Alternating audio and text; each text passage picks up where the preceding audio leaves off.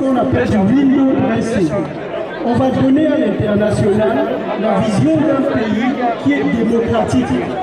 On va vous faire croire à l'extérieur que les gens peuvent manifester librement au Cameroun. On va faire croire qu'il y a le multipartisme parce qu'il y a 300 partis politiques. Mais vous savez bien que même s'il y a 300 partis politiques, en réalité, il y a peut-être un ou deux partis d'opposition. Nous l'avons vu ces derniers jours. Donc le régime reptilien de Yaoundé joue là-dessus, sur cette image qu'il cherche à donner à l'étranger. Et donc quand nous avons peur et que nous ne sortons pas, on dit à l'étranger, mais oui, le Cameroun est en paix.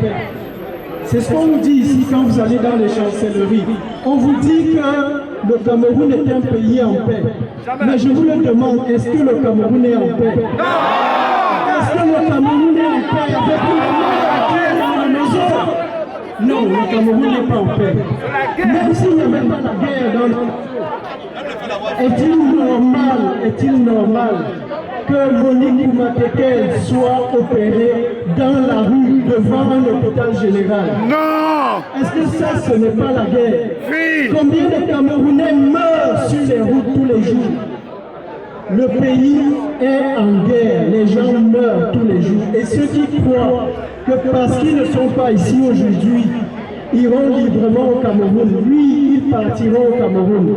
Mais pour un petit accident, pour un petit problème, peut-être ils mourront. Et ça, c'est plus que la guerre qu'on peut vous faire. Puis aujourd'hui, nous sommes effectivement en guerre. Et le régime veut faire croire que le pays, malgré tout, est dans la démocratie. Comment peut-on imaginer d'organiser des élections présidentielles au Cameroun alors que deux régions principales du Cameroun en sont totalement exclues? On a voulu faire croire au monde qu'il y a eu des élections, et même dans le Mezo. Mais vous avez tous vu ce qui se passe dans cette région. Il n'y a pas d'élection. Il est impossible pour un maire Sardina d'aller à Bamenda, ou bien d'aller dans une autre quelconque région du nord-ouest ou du sud-ouest. Ils sont tous à Douala ou à Yaoundé. Vous imaginez, nous sommes en Belgique, on fait des élections et le maire de Forêt s'en va vivre à Otini parce qu'il a peur d'être ici. Et on dit que tout va. Non, ça ne va pas. Ça ne va pas au Cameroun et nous sommes debout pour dire que ça suffit.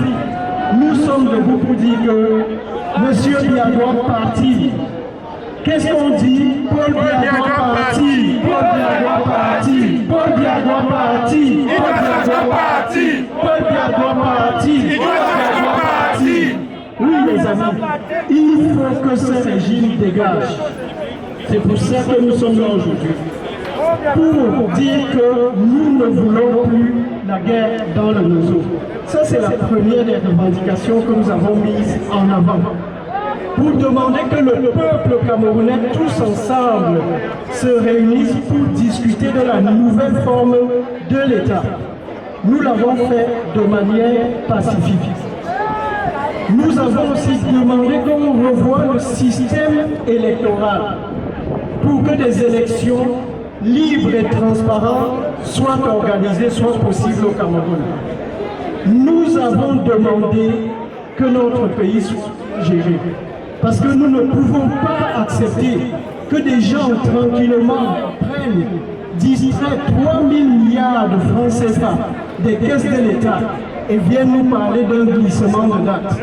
Ils prétendent pouvoir organiser la CHAN, organiser la prochaine CAN. Mais regardez comment notre pays est. Où sont les stades qu'ils prétendent construire? Où sont les routes? Vous avez vu l'état des routes. Je vous mets au défi d'aller de Kribi à Kambo.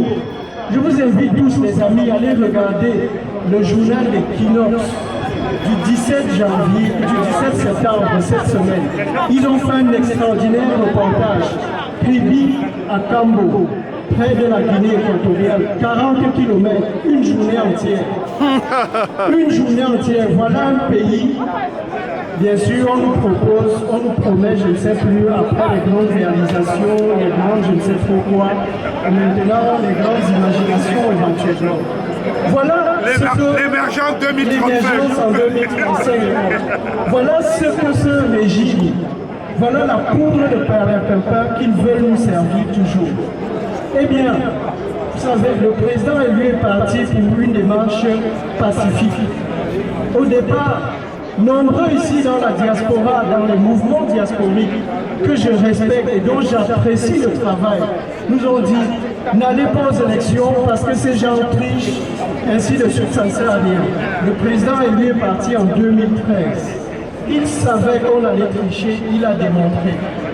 Puis en 2018, entre 2015 et 2013 et 2018, il a demandé au régime de s'asseoir pour revoir le système électoral.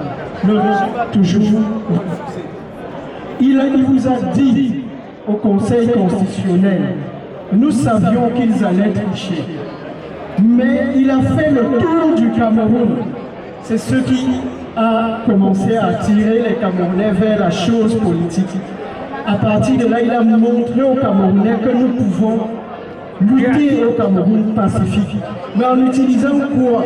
Je vous ai dit tout à l'heure que le talon d'Achille du Cameroun, qui veut montrer qu'il respecte, que le Cameroun est démocratique, alors prenons-les à leur propre jeu. Allons donc sur la voie de la démocratie et de la justice. Vous organisez des élections, ensuite il y a un contentieux, on ira au contentieux. Mais nous savons qu'ils vont certainement rejeter tous nos appels. Mais en montrant aux yeux des Camerounais ce qui se passe, eh bien nous éveillons les consciences. C'est ça le travail du président. Donc en manifestant pacifiquement après les élections de 2018, nous avons montré à la communauté internationale qu'on n'est pas libre au Cameroun, que le Cameroun ne respecte pas les lois internationales qu'il a lui-même signées. C'est ça le travail, c'est ça ce talon d'Achille. Et aujourd'hui, nous avons décidé, parce que le régime de Yaoundé ne veut rien entendre, parce que tout ce qu'il a tient dans sa main, qu'est-ce que c'est? Un marteau. Et tout ce qu'il voit ressemble à un pouce. Et qu'est-ce qu'il fait? C'est ainsi que ce régime s'est engagé dans le conflit au Nozo, disant qu'en quelques jours, ils auront balayé la résistance. Mais où ils sont aujourd'hui? Ils ne peuvent pas vaincre. Parce qu'un régime ne peut pas vaincre contre son peuple qui est déterminé. Donc cette détermination de nos amis du Nozo nous indique ce que nous devons faire.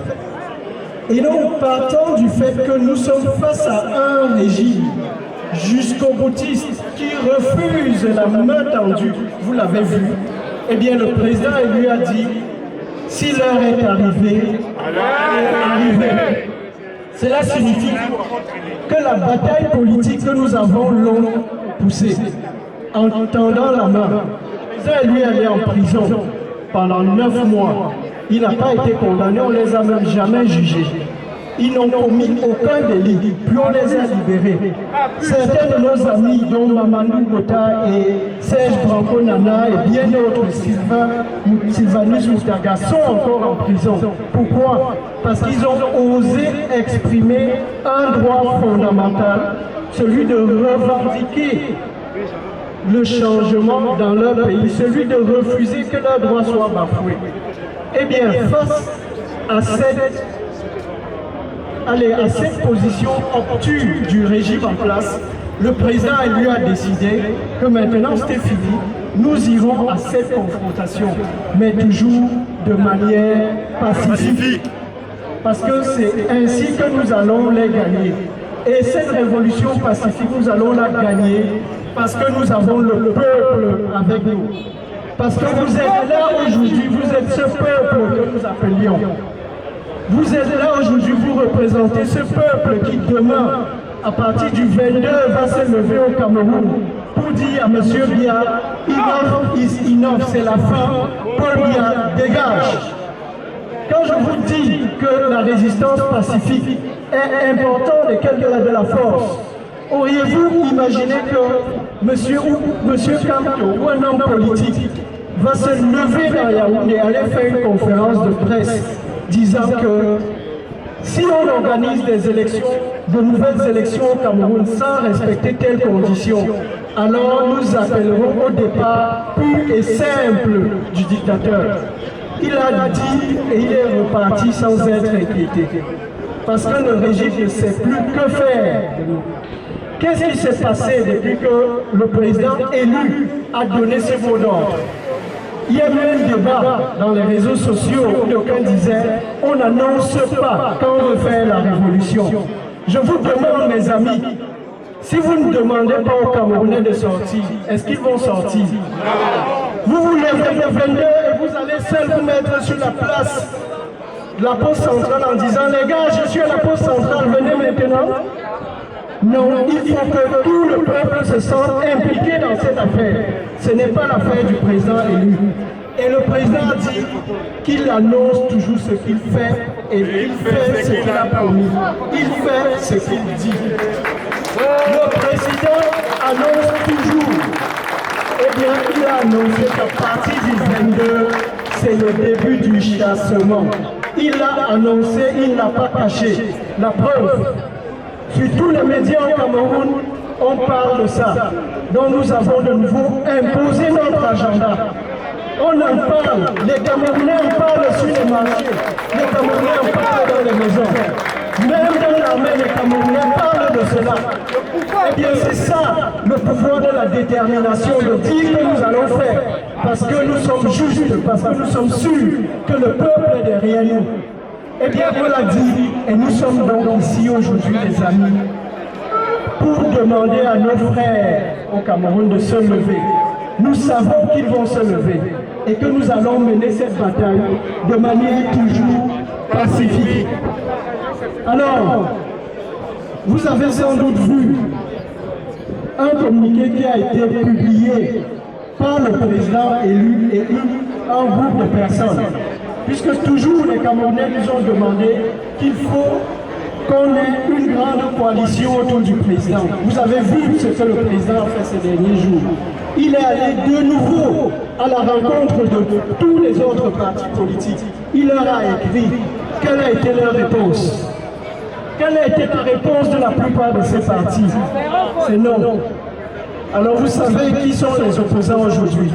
Mais il y a tout de même un groupe de partis, un groupe de personnalités de la société civile qui se sont mis derrière le président. Le tout n'est pas de dire que nous voulons que la guerre cesse dans le Moselle. Nous voulons une réforme du système électoral. Mais ce mot manifeste, il ne faut pas tout à fait. Comment est-ce qu'on obtient cela? Nous allons le dire en restant chez nous? Non. Nous le disons de manière claire et nette. Paul Biya doit partir. Paul Biya doit partir, c'est ce que nous disons. Paul Biya doit partir. Et nous descendons dans la rue au Cameroun en tenant la fleur de la paix pour le dire, que tous les Camerounais sortent pour le dire, que les partis d'opposition qui se disent réellement de l'opposition viennent nous rejoindre. Le train de la Renaissance a toujours ses portes ouvertes, vous le savez bien. Ceux qui à un moment donné se sentent fatigués peuvent descendre, nous allons continuer. Et nous irons jusqu'à la gare, nous y serons bientôt. Nous y serons bientôt. Donc les amis, je vais terminer en faisant honneur à un personnage camerounais, un vrai patriarche. De quel patriarche s'agit-il? Essayez de deviner un peu. Un patriarche qui est vraiment dans la résistance. Non, ce n'est pas Albert Zonga. Sa Majesté Binois. Ce n'est pas Pelé Koka. Le chef Binois. Sokoudjou. Non, je ne parle pas. Maître Yondobla. Oui, oui, le chef Sokoudjou est certainement l'un de ces patriarches que nous respectons. C'est l'un de ces chefs qui depuis plus de 60 ans s'est battu, il a fait la prison. et il est toujours déterminé à se battre aux côtés du peuple. Mais celui à qui je voulais rendre honneur ici aujourd'hui, c'est Maître Yondo Black.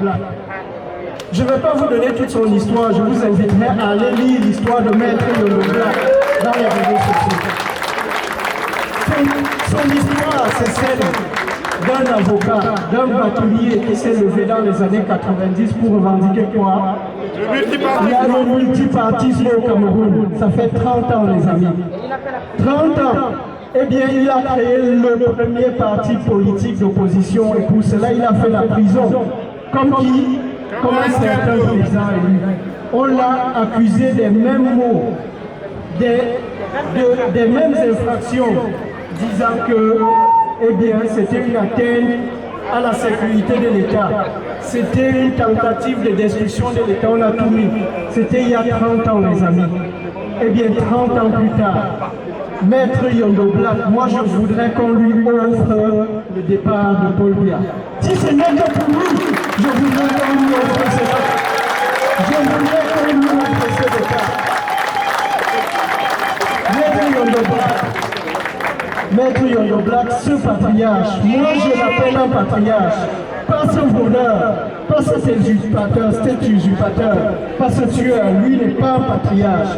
Un patriarche, c'est un papa qui aime ses enfants. Paul Biya n'aime pas les Camerounais, il ne mérite pas qu'on l'appelle patriarche. Je dis non. Maître Yondo Black, c'est notre patriarche. Vous avez vu ce qu'il a fait. Vous avez vu, et je vous invite à lire la communication qu'il a faite à l'endroit des militaires.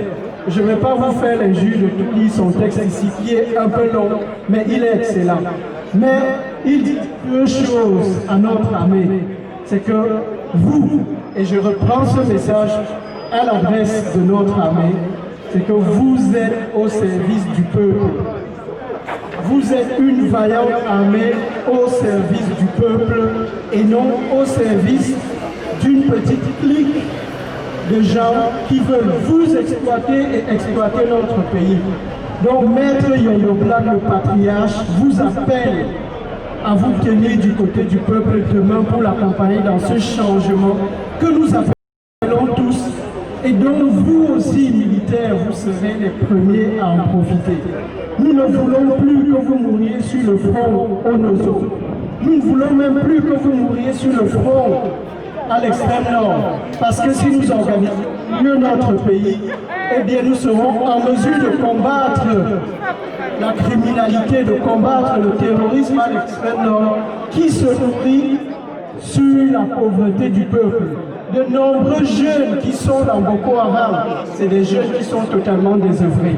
Donc en réorganisant bien notre pays, nous sommes sûrs que nous pourrons vaincre tous ces maux-là, vaincre tous ces périls et avoir une armée qui est une armée professionnelle, une armée de gens qui sont bien payés. Vous avez entendu le message de ce jeune soldat qui décrit les conditions des soldats dans nos casernes, des soldats qui sont raquettés.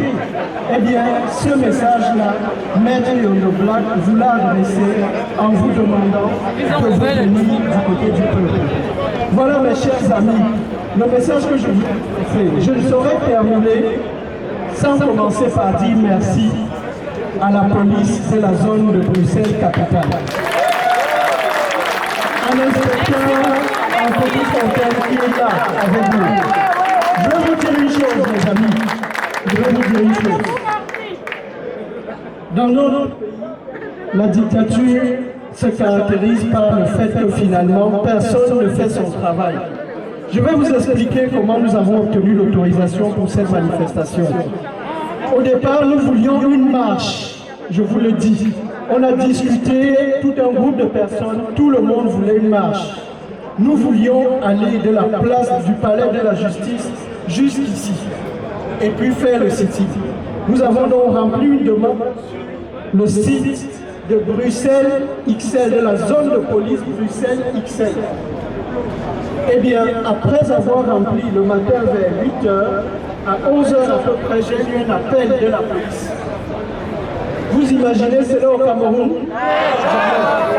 C'est ce que nous voulons dans notre pays. J'ai eu cet appel et ils m'ont dit que les communes de Bruxelles, en tout cas en Belgique, on a décidé qu'on ne pouvait pas faire de marche pour l'instant à cause du Covid. C'était la décision de l'autorité et que nous devions la respecter. L'inspecteur que j'ai eu m'a dit, si vous voulez faire le sitting, il y a différentes places. Mais puisque vous voulez, devant votre ambassade, il faut vous adresser à la zone de Bruxelles Midi. Bruxelles Anderlecht, d'où dépend la commune de Forêt. Et il m'a même dit, je vais vous aider, je vais prendre contact avec eux. Vous imaginez? Donc il a pris contact et il m'a envoyé un message, peut-être 30 minutes après, me disant voilà, on va vous appeler de cette zone. Voilà, c'est ça. Je vais lui c'est ça. C'est ce que nous voulons pour notre pays. Tu as Choco combien? Ce que le policier aurait dit, qu'est-ce que je lui ai donné? Ça passe, c'est quoi? Ça passe, c'est quoi? Je vous dis, quand le policier m'a dit qu'il fallait aller à la zone de Bruxelles, je lui ai dit, est-ce que vous ne pouvez pas me donner leur numéro de téléphone? Il s'est renseigné, puis il m'a dit, ne vous en faites pas, je les contacte pour vous.